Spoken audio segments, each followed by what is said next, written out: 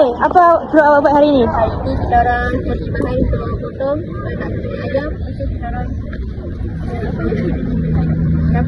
kita orang cari air nak rendam ayam tu macam bulu sama. Kita royong potong bawang sama. Kita orang bagi tugas-tugas. Lepas tu kita orang buat yang kita nak kerja.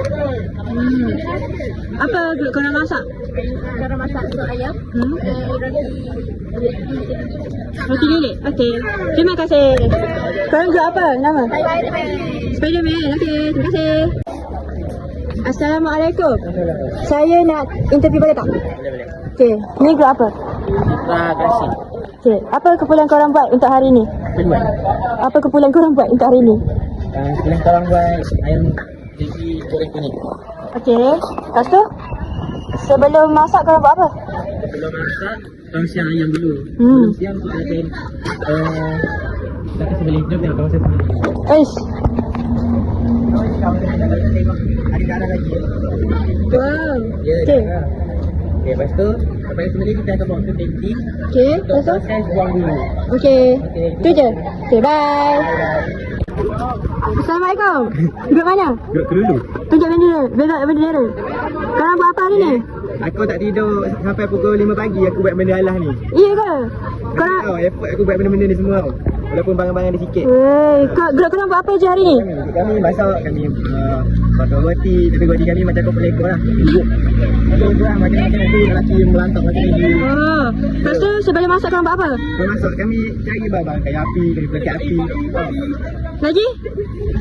Sini lah kot. Okay. Bye. Tutup kamera. Tutup kamera. Tutup. Assalamualaikum. Salam. Oi, ramai lah. Sama-sama. Oh, ya ke? Saya nak zoom, nak bagi...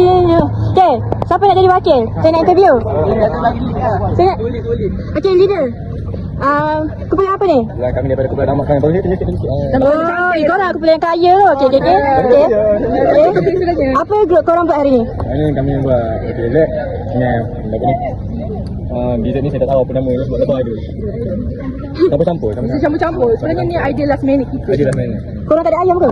Kami ada ayah tapi kami tak sempat. Betul-betul. Oh. Api kami buat hal tanah hidup. Lepas tu, Kami buat yang sedia ada. sebelum masak korang buat apa? Kalau masak kami buat itu untuk masak roti lah. Oh, okay. Cari barang apa semua. Okay, terima kasih. Tutup kamera. Tutup kamera. Tutup. Betul. Assalamualaikum. Grup mana ni? Jebat. Korang buat apa hari ni? Kita orang buat ayam goreng kunyit. Lepas tu ni menu dia. Dia macam ayam apa ni? Ayam marak. Oh. Sebelum masak korang buat apa?